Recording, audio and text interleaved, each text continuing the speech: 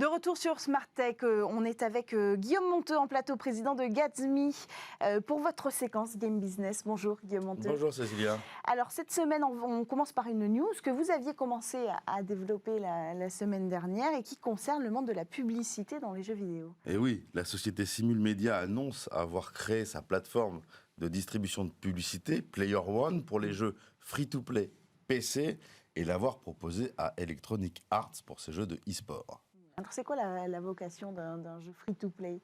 Alors, une plateforme de distribution de publicité, c'est une plateforme qui met en connexion le monde des jeux vidéo et le monde de la publicité au travers d'un format. Nous, chez Gatsby, on a le format blended dans les jeux, c'est-à-dire que les pubs sont affichées dans les scènes de jeu. Simulmedia, leur format publicitaire, c'est le rewarded vidéo, c'est-à-dire la vidéo qui va vous octroyer des avantages, des skins, de la monnaie virtuelle, en échange effectivement du visionnage de cette vidéo, exactement comme ce qui se passe sur le mobile, sauf que Simulmedia le propose dorénavant dans les jeux free-to-play PC. Alors est-ce que ça veut dire que demain, on ne pourra plus jouer à un jeu sur PC ou sur console sans être envahi de bannières pub ?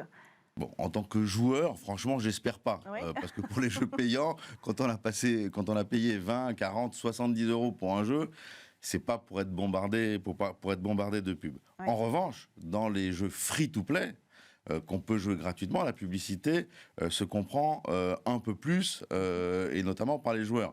Ce qui est intéressant de noter, c'est le marché du free-to-play, ça fait 23 milliards de dollars dans le monde. Donc c'est plus gros que le marché de la musique. Rien que le marché du free-to-play PC. Deuxième des choses, c'est que la publicité s'intéresse de plus en plus au marché du free-to-play PC. Évidemment. Et donc c'est une bonne nouvelle quand même pour le secteur. D'une part parce qu'il va se développer globalement, et ensuite parce que les petits développeurs vont sûrement rentabiliser leur jeu plus tôt. Seulement 25% des joueurs dans le free-to-play PC achètent des achats in-app. Donc la publicité va leur permettre globalement de remonter les revenus. Il faut faire attention à la publicité. Vraiment, EA notamment avait mis de la publicité plein écran sur un jeu payant de basket. Ça avait fait un tollé. Il faut respecter le joueur. Oui, effectivement. Alors Nintendo aussi, d'ailleurs, utilise la publicité dans ses jeux.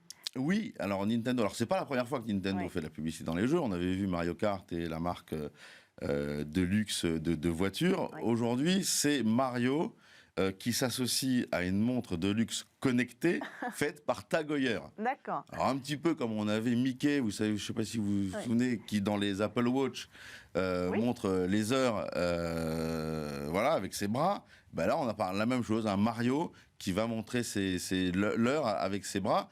Et ce qui est un peu rigolo, c'est que sur la lunette de la montre, il y a des éléments de Mario, il y a un tuyau, il y a une étoile.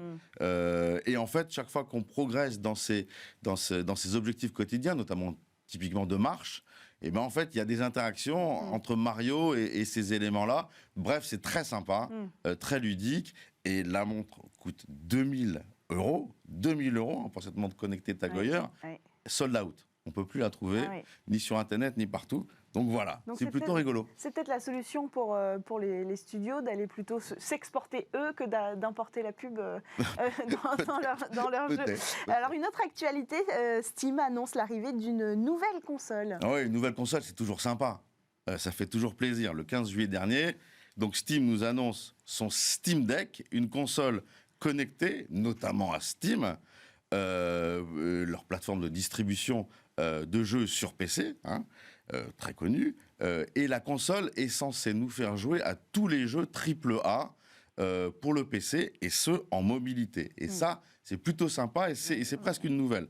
Alors, une première, pardon.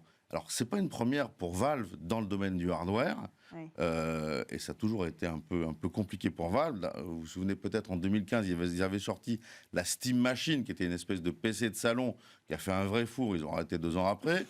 La même année, ils avaient lancé le Steam Link, qui était une petite box aussi qu'on branchait sur sa télé, qui permettait de streamer des jeux depuis son propre PC. Là aussi, c'était un four. L'année d'après, ils avaient sorti une manette, le Steam Controller, qui était censé révolutionner le monde de la manette, remplacer la souris et le clavier. Là aussi, c'était un four. Ils sont un peu maudits, Valve, sur le hardware. C'est une bonne idée quand même, ce Steam Deck ? Ben écoutez, pour répondre, il faut regarder. C'est un peu inquiétant quand même, votre il faut regarder les caractéristiques techniques. Steam Deck, c'est un processeur Ryzen, un processeur aussi graphique équipé de l'architecture RDNA2, exactement la même que celle qui est sur PlayStation et sur les Xbox Series X, 16 Go de RAM, jusqu'à 512 Go de stockage, un écran LCD de 7 pouces, avec 2 pavés tactiles, des boutons à l'arrière, une autonomie annoncée par Valve de 5h30, ce qui est vraiment pas mal.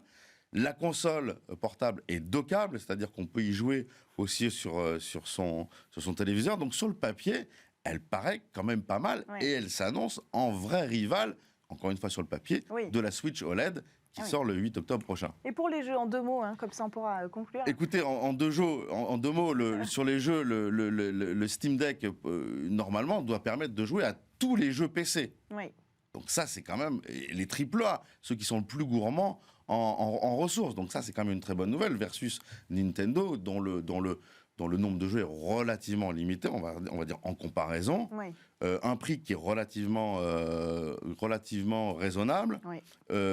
Et puis, ils ont lancé les précommandes. Là aussi, le Steam Deck est sold out. 110 000 unités vendues en moins d'1 heure et demie. C'est quand même une prouesse quand même pour le Steam Deck. Donc, on va voir si, face à la OLED de Switch, ils arrivent à faire quelque chose. 110 000 unités vendues pour le Steam Deck, ce que j'ai dit, qui était une bonne nouvelle pour eux, en comparaison des 26 millions de Switch que prévoit devant Nintendo cette année, ça fait quand même peu. Donc on va voir.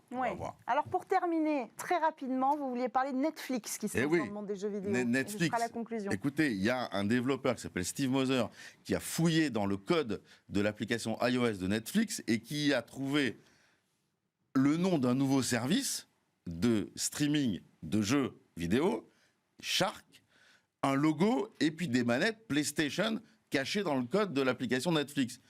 Il n'en faut pas plus pour que la rumeur d'un partenariat entre Netflix et Sony se propage sur la toile. On va voir ce que ça donne. En tout cas, c'est quand même peut-être une très bonne nouvelle pour nous tous les joueurs. Effectivement. Merci beaucoup Guillaume Monteux, président de Gatsby, d'être venu nous présenter votre chronique Game Business. On enchaîne avec votre séquence et demain.